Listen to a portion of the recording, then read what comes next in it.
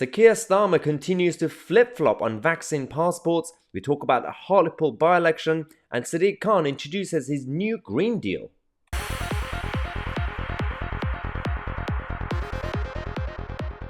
Hello, welcome to another 8 p.m. news roundup. The Labour Party are going down badly, and they don't even know how to save themselves because the people who used to be traditionally voting for the Labour Party are no longer supporting the Red team because the Conservative Party are providing them with the socialist policies that they want. So why would you vote Labour if you have the Tories giving you socialist policies? Let's talk about what's been happening recently with Sir Keir Starmer's leadership, especially when it comes to the vaccine passports, but also the Mayor of London, Sadiq Khan. First, let's talk about the opinion polls, because Hartlepool is not looking good for Labour. 49%.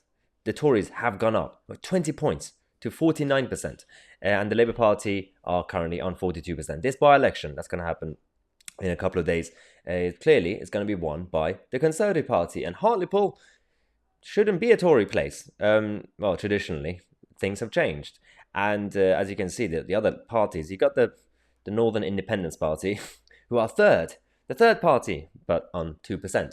And the Lib Dems are still hanging around 1%, I don't know why.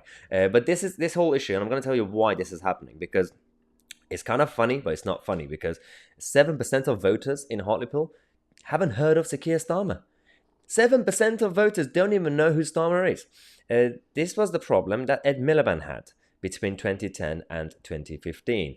So Sir Keir Starmer is not really Jeremy Corbyn. He's not really Tony Blair. He is more of an Ed Miliband on a number of issues, whether it's the flip-flopping on policies or just not being memorable, poor guy. But the issue for the Labour Party in Hartlepool goes deeper, and it's actually policy-based. Because, one, in terms of the leadership, you can see that the net approval rating for the leaders, Boris Johnson is on 19% plus, and then Sir Keir Starmer is on minus 14%. How is that even possible? Starmer hasn't done anything. I mean, I know that's the problem, but he hasn't done anything to damage. So he's not even in the position of power in government, yet people don't trust him. The problem that we are facing is the country has completely changed. One wave of the culture change was post-Brexit in 2016, and that opened the door to a whole range of new debates. Then, since 2020, and when lockdown started and everything else around it, again, the country is changing. The political spectrum is changing. The left and right, the traditional left and right, is completely gone out of the window. The debate that we have in this country now is about freedom versus authoritarianism. It's between liberty and statists who are trying to control our lives. So it's no longer about just team blue, team red. When you have a situation where 69% of people in Hartlepool support free internet. I mean, there's no such thing as free internet, but it's the government providing free broadband. This is worrying because you might say that traditionally the voters in Hartlepool who used to back the Labour Party, they did it because they were socialists.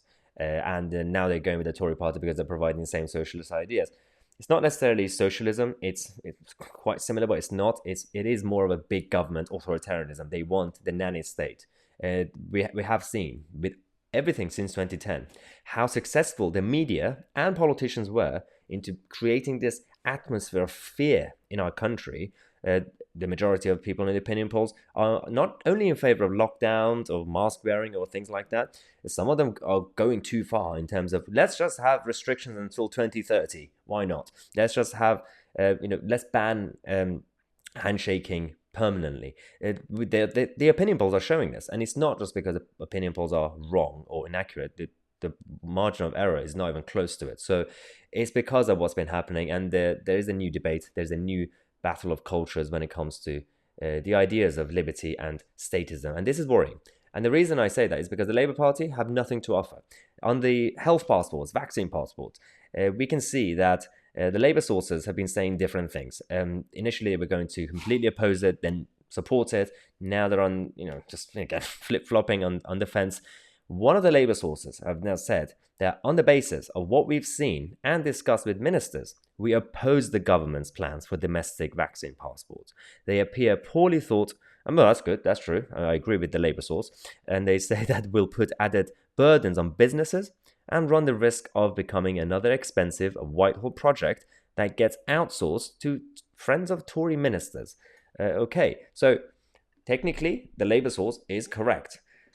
But they were doing so well until they decided to play party politics and say, well, yeah, cronyism, Tory friends. Yeah, we know that already. But you also had it. When Blair was in government, we also had cronyism from the Labour Party. So it's not just a Tory problem. It's an establishment problem from both main parties.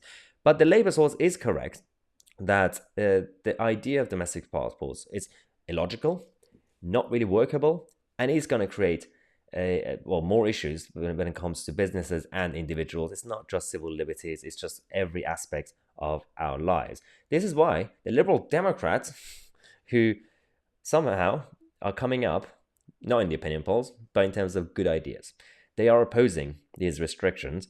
But it's interesting because Ed Davey, the leader of the Lib Dems, has come out to say that he predicts that his party will do well in the upcoming local elections.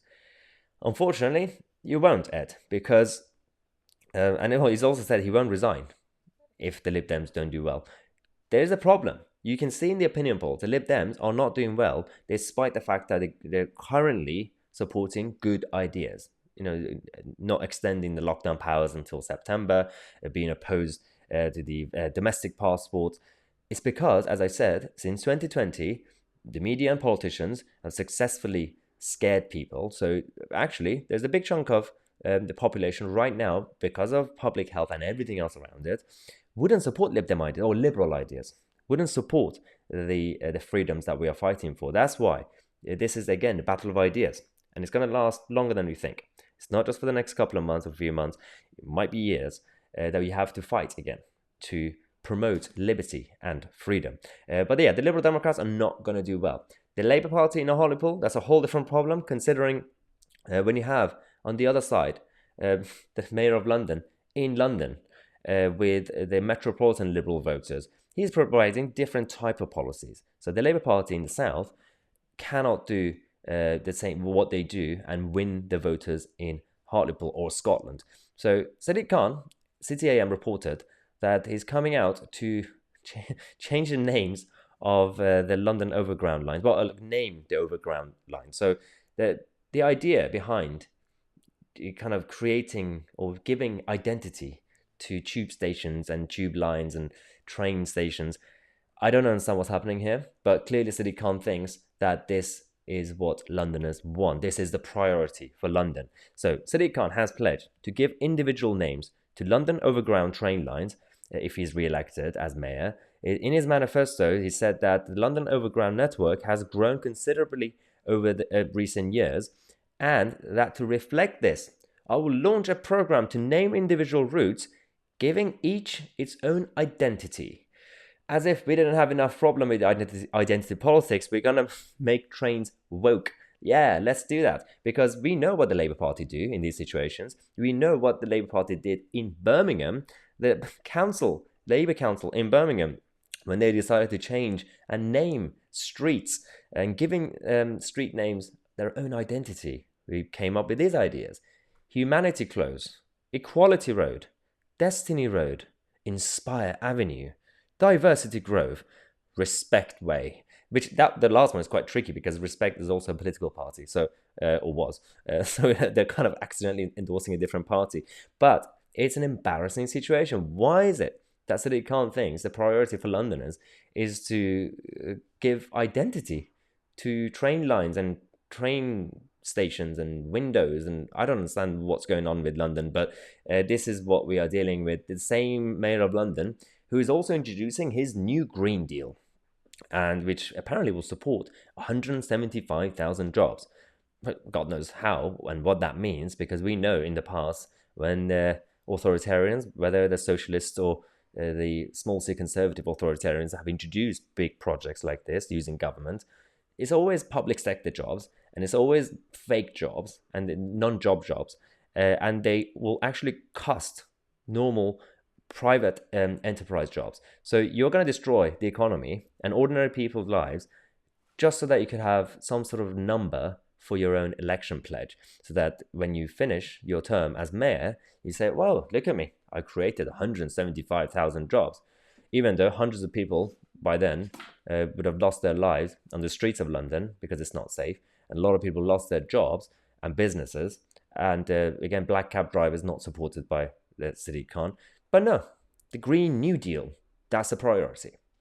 This is the problem that we have, and I wanted to make this video to expose the issue with the Labour Party, and that's why they're not going to do well in Hartlepool, especially, as I said, considering Boris Johnson and Rishi Sunak are already providing socialist policies.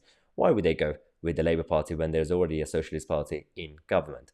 Thanks again for watching. Subscribe to the channel and click on the bell next to it. I'm Tousi, and I'll see you guys in the next video.